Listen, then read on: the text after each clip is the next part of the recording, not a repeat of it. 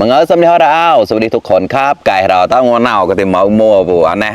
สะดาวแล้วก็หอมเยอะนะไล่มันเนาะเมาไล่มันเราตั้งเนี่ยเชี่ยก็ได้ก็รอกดัดๆเนาะน้ำปลาหวานครับสะดาวน้ำปลาหวานครับเนี่ย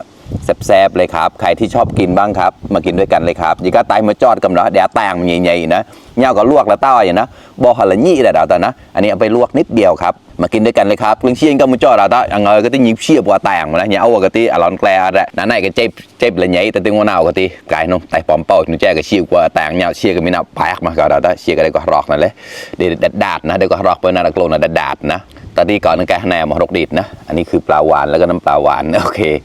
กายนุกแรกวิเชียที่ปอมอะไรมาได้เราตะเยอะนะผ่านเดินหลายเดินแชร์กันอย่างนี้นะเลยเปลืองสมอดก็เอาตังเก่าหนุกแล้วนะฝากกดไลค์กดแชร์ด้วยนะครับเพื่อนๆมาเลยครับสะดาวแบบ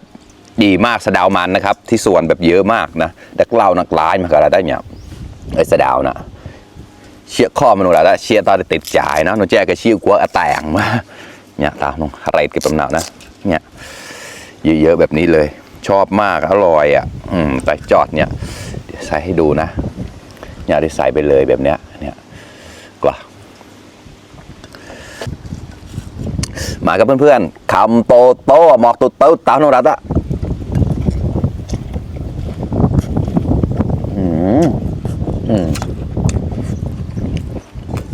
กรอบอร่อยมาก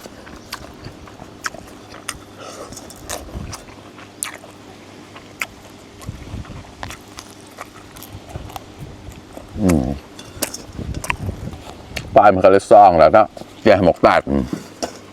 ลมเย็นมากครับปากแตกไปหมดแล้ว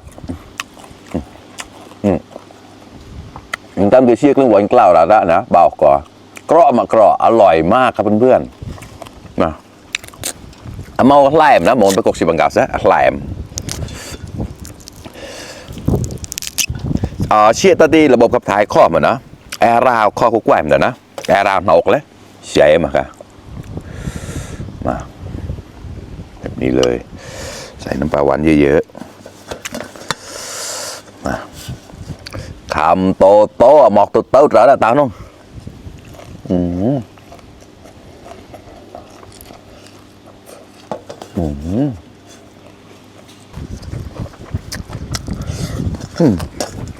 มันมากๆครับ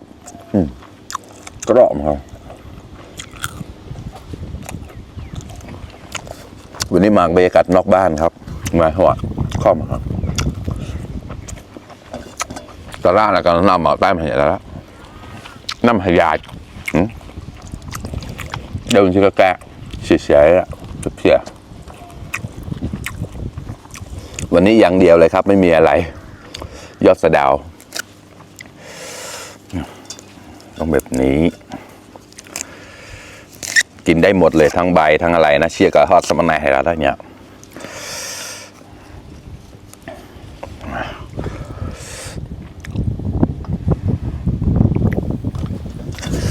กล้าแล้วกล้า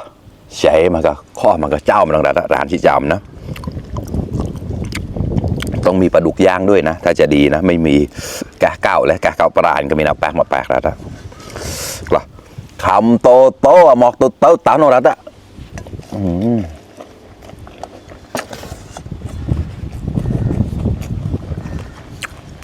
อร่อย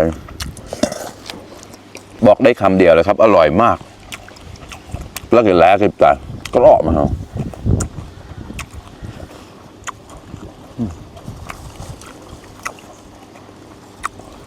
หมดหน้ามาเกเซียมาเรานะมีนะเข้าในมาเกเซียแล้วนะ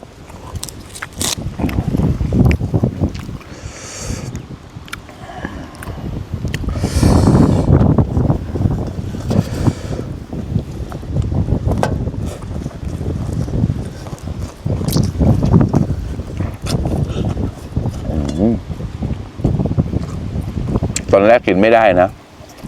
ขมลองเปิดใจดูอร่อยเฉยบอกแต่มึงสอดแล้วนะ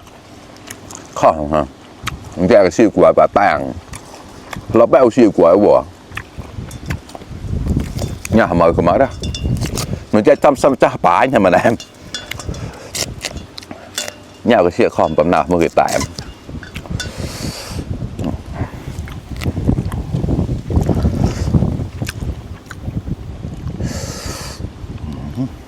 อร่อยเลยอ่ะ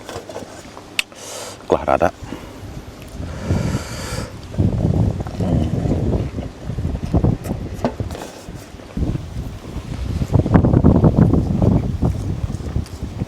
máu cái cây đó đó đây có rong đã đạt không mau làm là tao à cái đóเสียบข้อนะไม่ต้องมีอะไรมากเลย2อย่างนี่จบเลย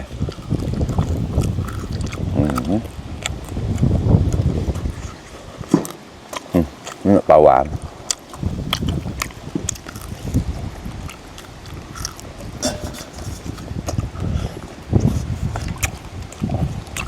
เล็กแผลลงมาว่าเต่าเก่ามั้งติดกระถิ่นเต่ากัน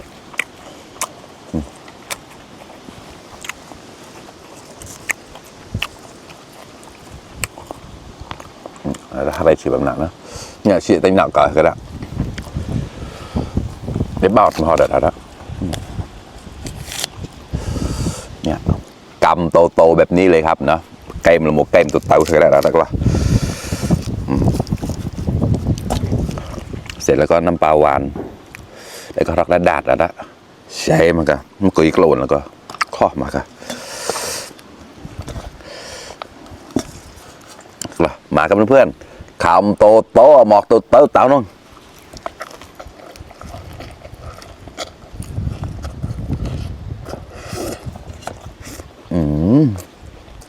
กรอบ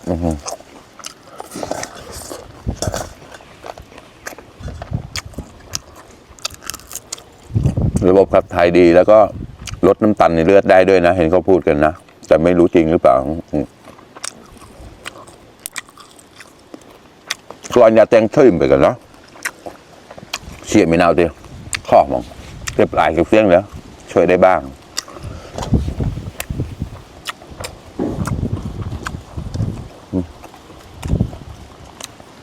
มันก็ตามจอดชื่อเขาไม่เนี่ยแล้วนะไม่เราเครื่องเสียมอะไรที่เสียจามหรอกนะเสียตาเลยติดใจปั๊มเอาก็เป็นไปได้นะอันนี้ก็ไม่กินเหมือนกันพอกินแล้วก็ติดใจอร่อย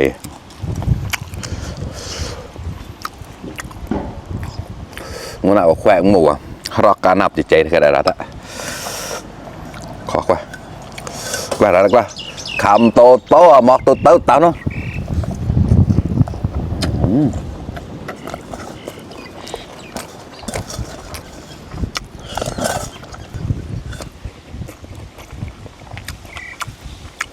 แทนปลาดุกครับไม่มีกินอันนี้แหละกินแค่ข้าวปลาแปรเลยนะข้อมันคู่เลยแหละเหมือนตัวจะกินไม่น่าเลยกัน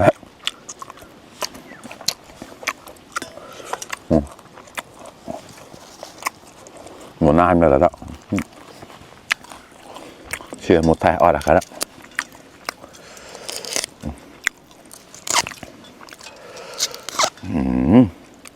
แต่ละซ้ำเจ้าซ้ำออดอะครับ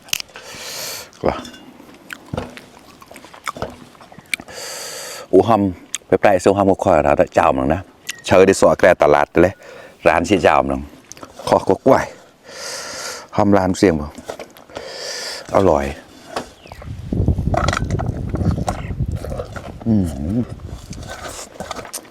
ขอให้กล้วยร้องกันแล้วตอนหมดแท้ครับอย่างเงี้ย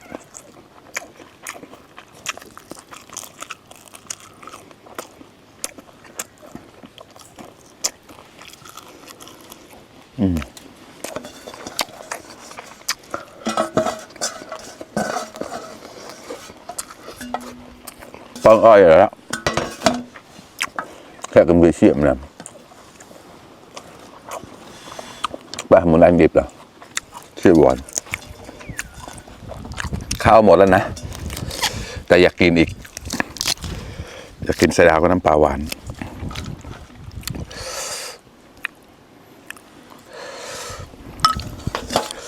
เนี่ยแล้วนะ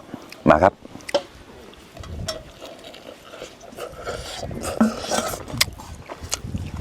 ข้อจิตใจดาดะเจ้าหลังนะ